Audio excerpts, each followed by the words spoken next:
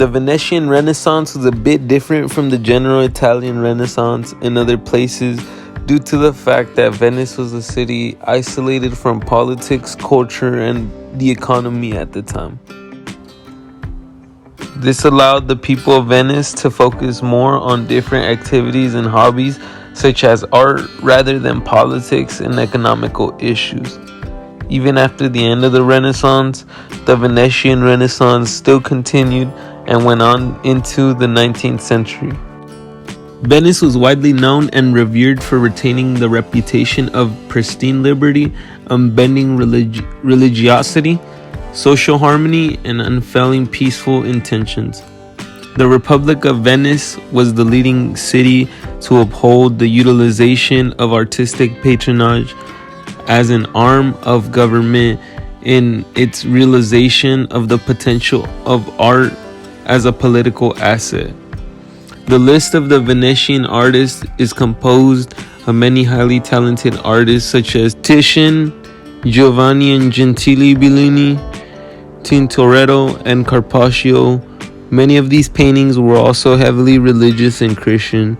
It was mainly the Bellinis and their peers that developed the Venetian style of art using very rich and deep colors. It had an emphasis on patterns and surfaces, a strong interest in the effects of light as well. Gentile Bellini was an Italian painter from the school of Venice. He came from a leading family of painting in the city of Venice. His father was also a well-known artist, which was actually a pioneer of the Venetian Renaissance. Gentile learned how to paint in his father Jacopo's workshop. Gentile's brother was Giovanni Bellini, who was infamous for the Feast of Gods. At the time, Gentile was the most prestigious painter in Venice. Therefore, in 1479, he was chosen by the government of Venice to work for Sultan Muhammad II. In September 1479, Gentile was sent by the Venetian state to the new Ottoman capital, Istanbul, as a part of the peace settlement between Venice and the Turks. His role was not only as a visiting painter in an exotic locale, but also as a cultural ambassador for Venice. It could be said Bellini had influence from the East as well. Today I will be discussing one of Gentile Bellini's most famous works of art. That famous work of art is St. Mark preaching in Alexandria, 1504-1507. Bellini's painting has very intense colors and has a very vivid contrast.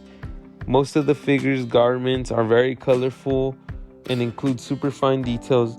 Another thing to look for is how linear and lifelike the textures are. Not to mention the shading and lighting done to this painting. The composition is very vibrant, as well as there are many different shapes, architecture, and all over the setting.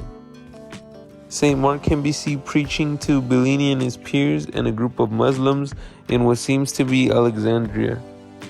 Christians can be seen to the left behind St. Mark, and the Muslims can be seen on the right corner of St. Mark. Many different groups of people and group of Muslim women can be seen cloaked in all white.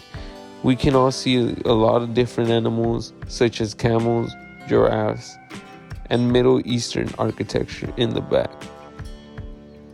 The painting was commissioned by the Scuola Grande di San Marco in Venice. It is now being held at the Pinacoteca de Barrera in Milan. Gentile Bellini originally had most of the painting finished, but right before his death, he told his brother to finish the project off for him. As mentioned, it was largely completed by Gentile's brother Giovanni, and then it was later commissioned as being passed to Giovanni by the Scuola in March 7th, 1507. This painting can be seen as propaganda because it gave other religions a boost of confidence to convert to Christianity. It was very typical of this time period because it's very colorful and vibrant, as many other pieces of the Venetian art of the time. The faces on some of the figures also give sort of Venetian feel to them. This painting might have brought people from other religions to convert to Christianity. This painting can also be seen as propaganda because it seems to have a lot of religious diversity to begin with. A lot of different religions gathering up to meet Saint Mark, who was a Christian. Many others were Muslim or a different religion similar to Muslim.